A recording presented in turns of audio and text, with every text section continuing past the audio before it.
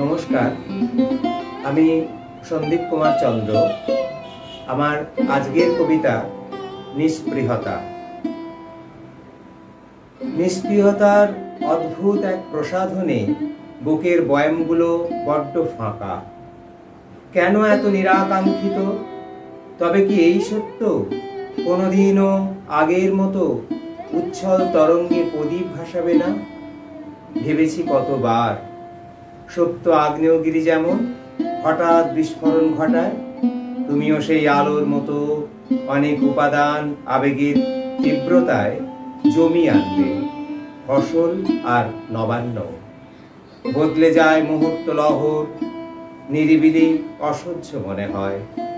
অসহ্যকেও হারায় তোমার নিস্পৃহতা। এক অদ্ভুত প্রসাধনে বুকের বয়ামগুলো বড্ড ফাঁকা লাগে।